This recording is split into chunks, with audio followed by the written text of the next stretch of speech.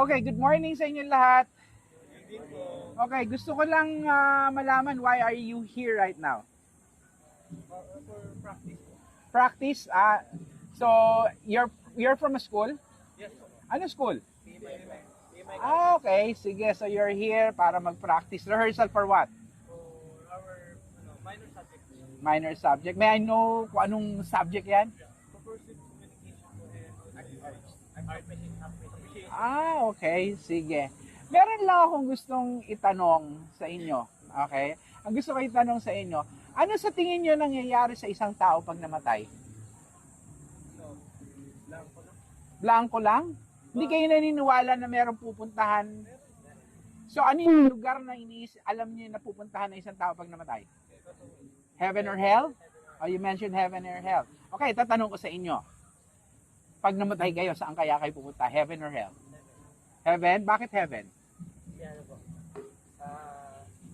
naniniwala po ako Jesus Christ as the Savior. Okay, that's good. Kaya pag sumunod ko sa Kanya, mapupunta po sa ano. Sa heaven. Okay. So, for the rest of you, sigurado kayo heaven kayo? Okay, can I help you on that? Malaman nyo kung heaven kayo or hell. Huwag kayong mag-alala, hindi ko kayo papatayin ngayon para malaman nyo kung sa heaven or hell kayo. Okay, pwede ba? Meron lang akong question sa inyo, sasagutin nyo lang. Nang totoo sa inyo, you will know in a while kung sa heaven kayo or sa hell. Okay? So, let's start. Unang tanong, nakapagsinungaling na ba kayo? Anong tawag sa inyo kung nakapagsinungaling na kayo? Liars. Okay.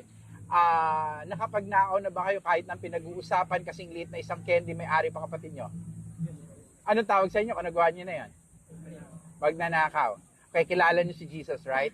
Meron siya sinabi, tinamaan ng maraming tao. Aminin ko sa inyo, ako sobrang tinamaan. Tingnan ko nga kung may effect sa inyo. Okay, ano ba yung sinabi niya? Ito sinabi niya.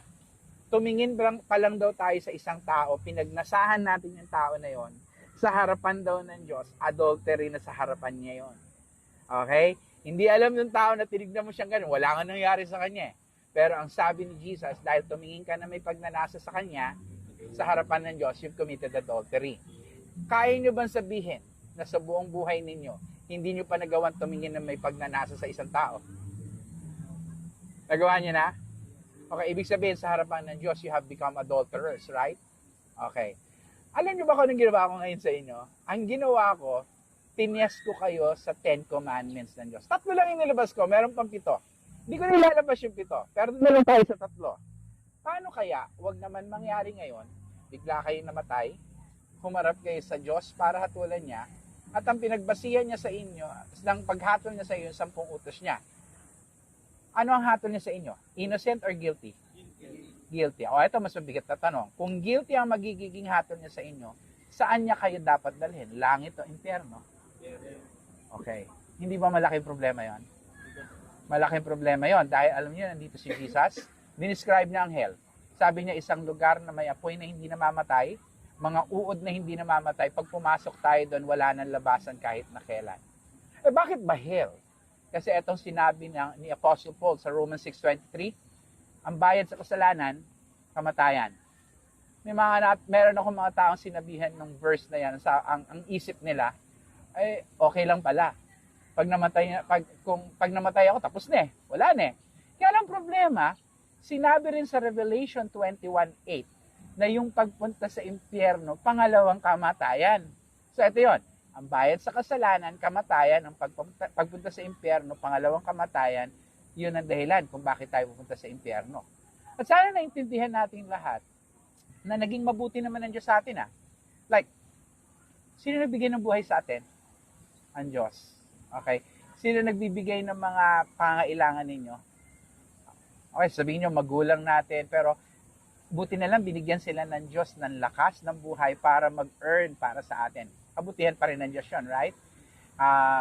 Nakakapag-aral kayo, kabutihan ng Diyos yun. Okay, so naging mabuti ang Diyos sa atin, pero ano sinukli natin? Pambabastos sa Kanya sa pamamagitan ng paglabag sa mga utos niya. Ngayon, ang sabi ng Diyos, kailangan yung bayaran yan ng kamatayan pagpunta sa impyerno. Pero sigurado ako, ayaw nyo mapunta sa impyerno. Alam nyo, ayoko rin na mapunta kayo sa impyerno at etong pinakamatindi. Ang Diyos mismo na binastos natin, ayaw niya na mapunta tayo sa impyerno. Kaya 2,000 years ago, meron siyang ginawa.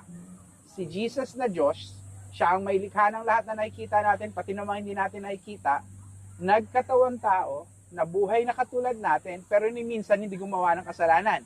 Pero pagkaraan ng 33 years, ipinako siya sa krus, doon siya pinarusahan, doon siya pinahiya, doon siya binastos, doon siya pinatay. Ang sabi ng Bible, para patunayan na tunay siyang Diyos, nabuhay siya pagkaraan ng 3 araw.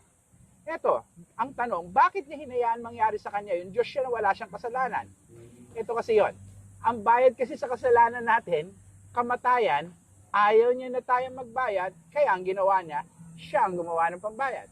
Pag-isipin niyo to tayo yung gumawa ng kasalanan, nagpakasaya sa paggawa ng kasalanan, pero siya yung naparusahan, hindi ba nakakahiya tayo?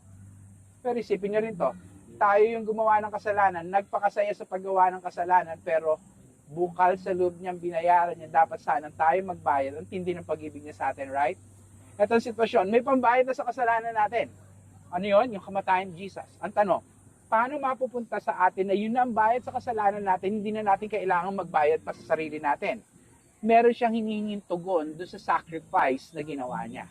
Ano yung una? Gusto niya pagsisihan natin yung kasalanan natin. Ang ibig sabihin ng pagsisisi, inaamin mo na nagkasala ka sa kanya, binastos mo siya sa kasalanan mo, at dahil sa yun ang naintindihan mo, meron kang bagong kagustuhan. Gusto mo nang umiwas sa kasalanan dahil ayaw mo nang bastusin ang Diyos. Hindi natin kayang umiwas sa kasalanan sa lahat ng pagkakataon. Alam din ng Diyos yun. Kaya ang hinahanap niya lang actually, pag sinilip niya yung puso natin tungkol sa kasalanan, hindi man natin magawa sa lahat ng pagkakataon na umiwas sa kasalanan, pero ang kagustuhan natin, umiwas sa kasalanan dahil ayaw na natin siyang bastusin. Okay?